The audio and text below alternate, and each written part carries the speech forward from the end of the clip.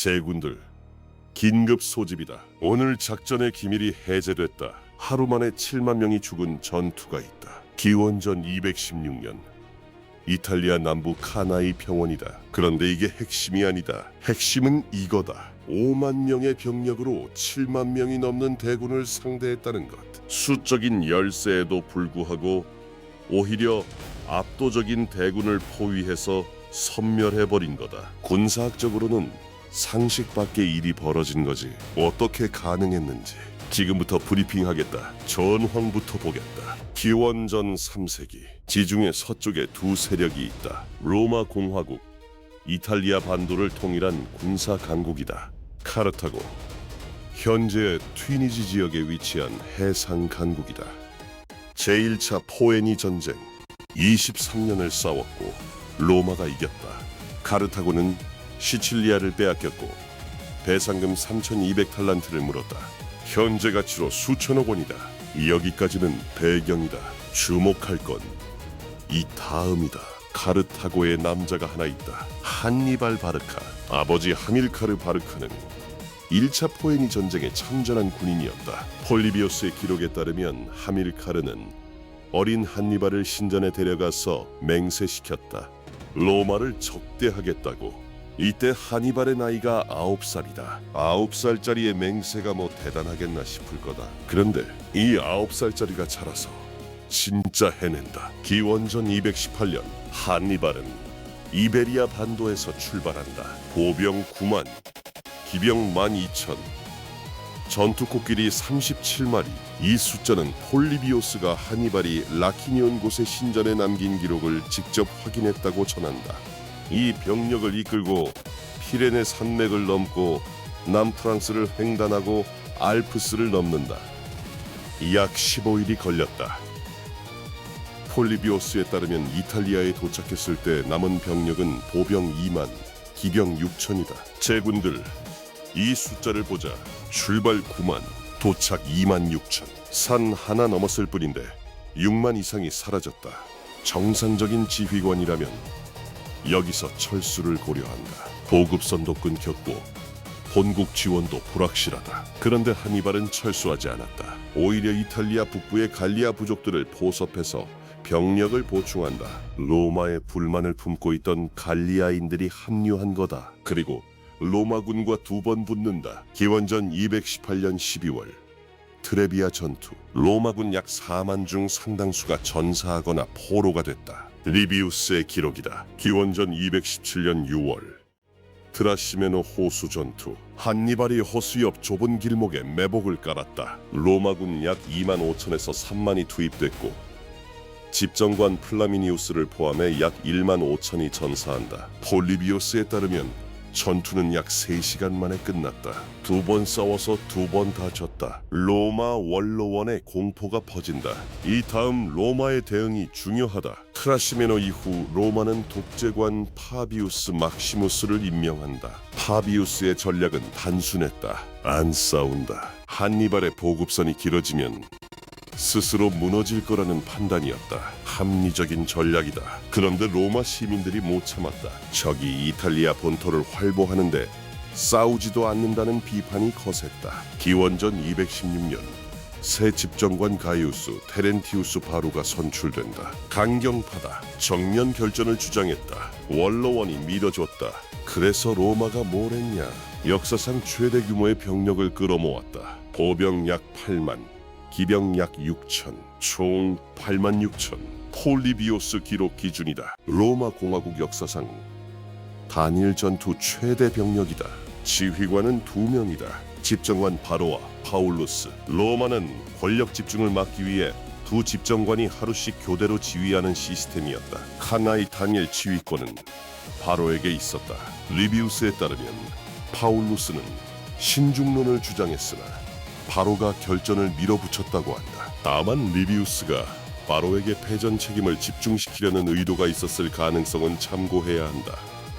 한니발군 총병력 약 5만, 보병 4만, 기병 1만. 폴리비오스 기록이다. 제군들, 비교해보자. 8만 6천 대 5만. 로마가 1.7배 많다. 전장은 넓고 평평한 개활지다. 한쪽에 아우피두스 강이 흐르고 있어서 측면 하나는 강으로 보호된다. 병지 보병전. 로마 군단이 가장 자신 있는 환경이다. 숫자도 압도적이다. 질 이유가 없는 조건이다. 적어도 로마는 그렇게 판단했다. 그런데 한 가지 간과한 게 있다. 기병이다. 로마 기병 6천. 한니발 기병 밀만. 기병에서는 한니발이 우세하다. 이 차이가 나중에 모든 걸 결정짓는다. 기억해두자. 그리고 한니발군의 구성을 보자. 단일 민족 군대가 아니다. 리비아 출신 아프리카 보병, 갈리아 용병, 이베리아 보병, 누미디아 기병, 다민족 연합군이다. 이 다양한 병종을 한니발이 어떻게 배치했는지, 이게 이 전투의 핵심이다. 안개를 걷겠다. 한니발의 실제 배치다. 중앙에 갈리아 보병과 이베리아 보병을 배치했다. 그런데 이 중앙을 앞으로 볼록하게 내밀었다. 초승달 모양이다. 가운데가 앞으로 튀어나와 있다. 여기서 질문 하나 던지겠다. 이 중앙의 갈리아 이베리아 보병은 한니발군에서 가장 정예인 부대인가? 아니다. 가장 정예는 리비아 출신 아프리카 보병이다. 폴리비오스에 따르면 이들 중 상당수는 이전 전투에서 노획한 로마제 갑옷과 무기로 무장하고 있었다. 그런데 한니발은 이 최강의 카드를 중앙에 안 뒀다. 양쪽 끝에 두었다. 중앙보다 뒤쪽에.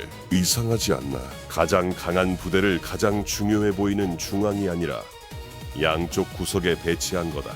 양 날개에는 기병이다. 좌익에 이베리아 갈리아 기병, 우익에 누미디아 기병. 이 배치를 위에서 내려다보면 가운데가 볼록 튀어나오고 양쪽이 뒤로 빠진 형태다. 제군들은 눈치챘나? 작전이 개시된다. 기원전 216년 8월 2일 아침, 칸나이 평원. 먼저 짚고 넘어갈 게 있다.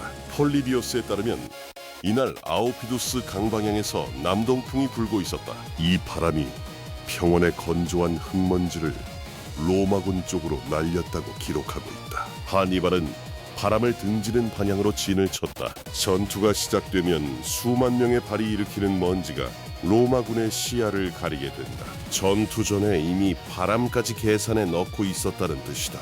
양군이 마주 서 있다. 먼저 경보병이 전진해서 투석과 투창으로 견제전을 벌인다. 당시 전투의 관례다. 폴리비오스는 이 경보병 교전에서 어느 쪽도 결정적 우위를 점하지 못했다고 기록하고 있다. 경보병이 물러나고 본대가 움직인다. 여기서부터가 본 작전이다. 양날개 기병전부터 보겠다.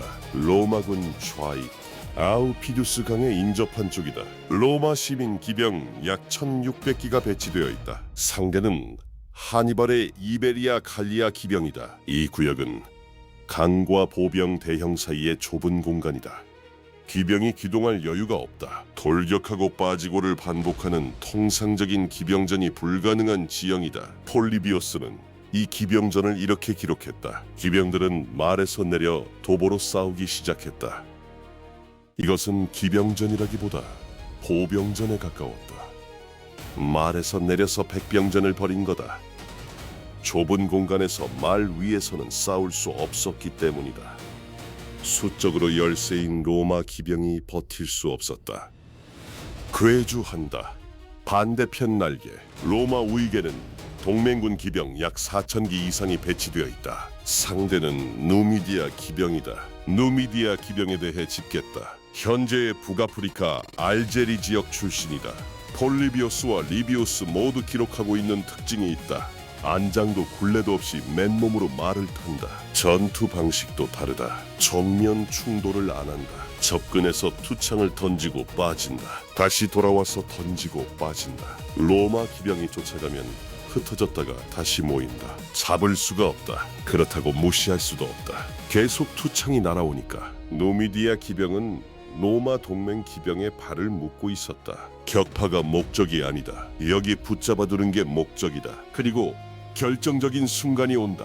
로마 좌익 기병을 괴멸시킨 이베리아 갈리아 기병이 도망치는 로마 기병을 끝까지 쫓지 않는다. 방향을 꺾는다. 로마 보병 후방을 돌아서 반대편 날개로 이동한다. 폴리비오스에 따르면 이 기동을 지휘한 것은 카르타고의 기병 지휘관 하스드루발이다. 하니발의 동생이 아니라 동명이인의 장교다. 하스드루발의 기병이 로마 동맹 기병의 뒤에 나타난다. 앞에서는 누미디아 기병, 뒤에서는 이베리아 갈리아 기병. 협공이다. 로마 동맹 기병이 무너진다. 이 시점에서 전장에 남은 로마 기병은 사실상 없다. 양날개가 전부 사라졌다. 그런데 로마 보병 8만은 이 사실을 모른다. 전방의 적 중앙을 밀어붙이는 데 집중하고 있었으니까, 그리고 적이 밀리고 있었으니까 중앙 전선을 보겠다. 로마 보병 8만이 전진한다. 바로가 편성한 대형은 평소보다 좁고 깊었다. 폴리비오스에 따르면 각 중대의 전면폭을 줄이고 중심을 늘렸다. 중앙 돌파력을 극대화하겠다는 의도였다. 이 판단이 나중에 어떤 결과를 만드는지는 곧 보게 된다. 양군 보병이 충돌한다. 리비우스의 기록에 따르면 갈리아 보병은 상체를 벗고 싸웠다. 갈리아 전사들의 전통이었다. 이들은 긴 검을 사용했는데 이 검은 베기에는 적합하지만 찌르기에는 불리했다. 반면 로마 군단병의 주력 무기는 글라디우스, 약 60cm 길이의 짧은 검이다. 밀집 대형 안에서 방패 틈으로 찌르기에 최적화된 무기다. 밀집된 전선에서는 긴 검을 휘두를 공간이 없다. 짧은 검으로 찌르는 로마 군단병이 유리할 수밖에 없다. 갈리아 이베리아 보병이 밀린다. 로마군은 확신한다. 이기고 있다고. 더 깊이 밀고 들어간다. 8만의 무게가 실린 전진이다. 앞줄이 적을 베고 쓰러진 자리를 뒷줄이 메우고 다시 전진한다. 폴리비오스에 따르면 한니발은 이 중앙전선에 직접 서 있었다. 갈리아 이베리아 보병 사이에서 함께 싸우면서 후퇴 속도를 조절하고 있었다고 전한다. 이 부분을 짚겠다. 중앙이 밀리고 있지만 무너지지는 않았다. 후퇴하면서도 전선이 유지되고 있었다. 후퇴하는 보병 대형이 무너지지 않고 형태를 유지하는 것. 고도로 훈련된 부대도 실행하기 어려운 기동이다. 후퇴하는 순간 공포가 퍼지면 대형이 와해되고 패주가 시작된다. 그게 일반적인 전투의 패턴이다. 하니발의 갈리아 이베리아 보병이 이걸 해냈다. 밀리면서도 버텼다. 하니발이 직접 그 자리에 서 있었기 때문이다. 제군들, 여기서 지도를 다시 보자. 처음에 앞으로 볼록했던 초승달의 중앙이 뒤로 밀려 들어갔다. 양쪽 끝에 리비아 보병은 움직이지 않았다. 제자리에 있다. 가운데만 들어간 거다. 위에서 내려다보면 U자 형태다. 로마 보병 8만이 이 오목한 공간 안으로 스스로 걸어 들어가고 있다. 들어갈수록 대형이 좁아진다. 원래 바로가 좁고 깊게 편성한 데다 양쪽 리비아 보병 사이 공간으로 밀려 들어가면서 더 압축된 거다. 8만 명이 점점 더 좁은 공간에 몰리고 있다. 여기서부터다. 제군들, 양쪽 끝에 배치되어 있던 리비아 정의 보병이 움직인다. 전방을 향하고 있던 대형을 안쪽으로 90도 회전시킨다. 로마군의 양 측면을 향해 전진하기 시작한다. 폴리비오스의 기록이다.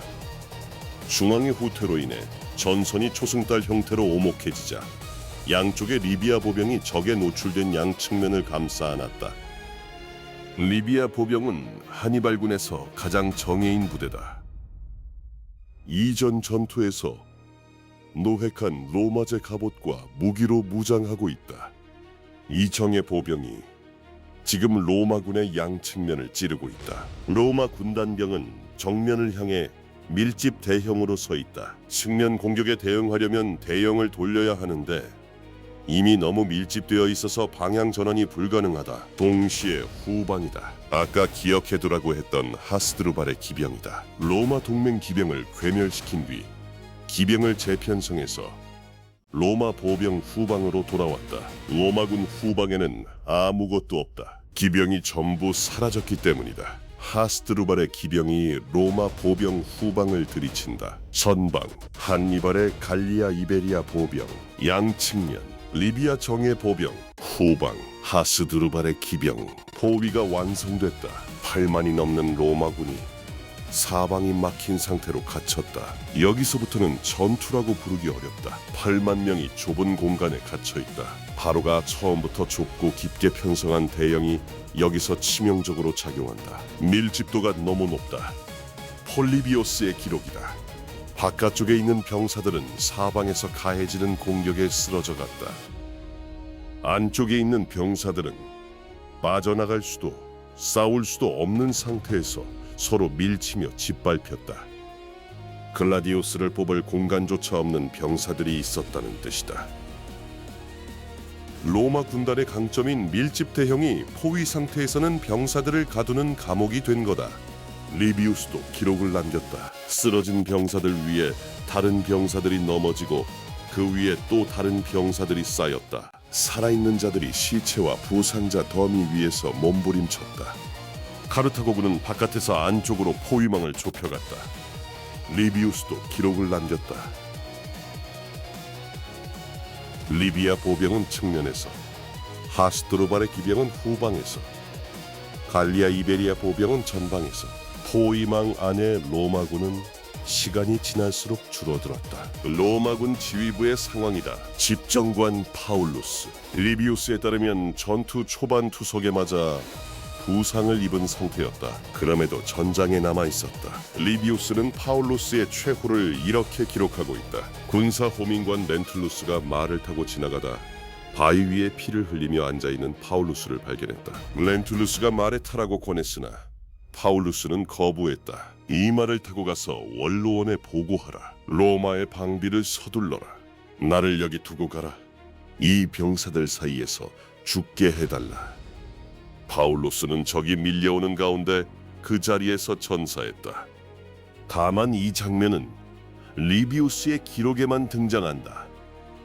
폴리비오스에는 파울루스가 전사했다는 사실만 기록되어 있고 구체적인 정황은 없다. 리비우스가 파울루스를 영웅적으로 묘사하면서 바로에게 패전 책임을 집중시키려는 의도가 있었을 가능성은 감안해야 한다. 집정관 바로는 소수의 기병과 함께 전장을 이탈해 살아남았다. 파울루스 외에도 전직 집정관 2명, 재무관 2명, 원로원 의원 약 80명이 전사했다고 리비우스는 기록하고 있다. 로마 공화국 지도층이 한 전투에서 대거 전사한 거다. 전투 결과를 정리하겠다.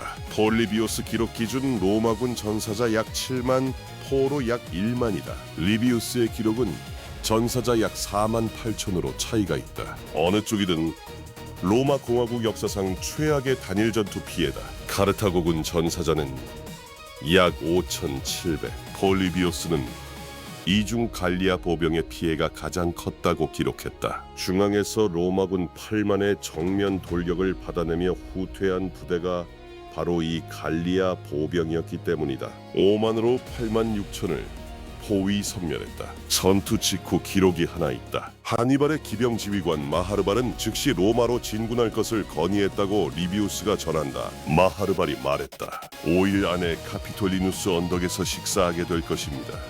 한니발이 이를 거부하자 마하르발은 이렇게 말했다. 한니발, 당신은 승리하는 법은 알지만 승리를 이용하는 법은 모릅니다. 결국 의견은 받아들이지 않았고 한니발은 로마로 진군하지 않았다.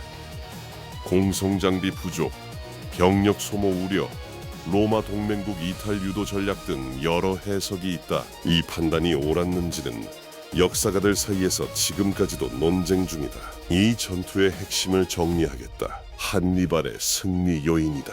첫째, 기병의 질적 양적 우위다. 하스드루발의 기병 운용이 결정적이었다. 좌익 기병전을 끝낸 뒤 추격하지 않고 방향을 꺾어 반대편 날개를 협공하고 다시 재편성해서 로마 보병 후방을 차단한 일련의 기동. 이 판단과 실행력이 포위의 전제 조건이었다. 둘째, 중앙의 계획적 후퇴다. 가장 약한 부대를 중앙에 배치하고 밀리는 것을 허용하되 무너지지 않게 유지한 것. 하니발 본인이 직접 중앙에 서서 이걸 조율했다. 실행 난이도가 극도로 높은 전술이다. 셋째, 리비아 보병의 측면 전환이다. 양쪽 끝에서 적절한 타이밍에 90도 방향을 꺾어 로마군 측면을 공격한 것. 이 세 가지가 동시에 맞물려서 완전한 포위가 완성됐다. 로마군의 패배 요인이다. 첫째, 밀집 대형의 역효과다. 바로가 돌파력을 높이기 위해 대형을 좁고 깊게 편성한 것이 포위 상태에서 병사들의 기동을 완전히 불가능하게 만들었다. 둘째, 기병 열세를 간과했다. 6,000대만. 이 차이가 양날개 기병전 패배로, 기병전 패배가 후방 노출로, 후방 노출이 포위로 연쇄적으로 이어졌다. 셋째, 한니발의 중앙 후퇴를 오판했다. 밀리는 것을 패배로 판단해서 더 깊이 돌입했고 그것이 포위망 안으로 걸어 들어가는 결과가 됐다. 이 전투가 남긴 것을 보겠다. 칸나의 이후 로마는 이탈리아 본토에서 한니발과 정면 대결을 시도하지 않았다. 파비우스의 지연 전략으로 회귀한다. 한니발은 이후 약 13년간 이탈리아에 머물렀지만 로마를 함락시키지는 못했다. 로마의 동맹 체계가 예상보다 견고했고 카르타고 본국의 지원도 충분하지 않았다. 기원전 2억 2년 자마 전투에서 로마의 스키피오 아프리카누스에게 패배하며 제2차 포에니 전쟁은 로마의 승리로 끝난다. 그러나 칸나의 전투 자체는 군사학의 교과서로 남았다. 19세기 프로이센의 참모 총장 슐리페는 칸나이를 완전한 승리의 모델로 규정했고 오에스트 포인트, 샌드허스트, 대한민국 육군사관학교를 포함한 전 세계 군사학교에서 지금도 이 전투를 가르치고 있다. 2200년 전의 전투가 아직도 교과서에 실려있다. 그것 자체가 이 전투의 평가다. 5만으로 8만 6천을 포위했다. 기병으로 날개를 꺾고 중앙으로 적을 빨아들이고 정예의 보병으로 옆을 잠그고 기병으로 뒤를 막았다. 숫자가 아니라 설계가 전쟁을 결정한다는 것을 한니발은 이 평원 위에서 증명했다. 제군들, 다음 작전 예고다. 1592년 조선 바다 56척으로 73척을 상대한 지휘관이 있다. 이 남자도 적을 원하는 장소로 끌어들였다. 미끼를 던져서 다만 전장이 땅이 아니라 바다였다. 그리고 이 남자가 설계한 대형의 이름은 하객진이다. 다음 브리핑까지 대기하라.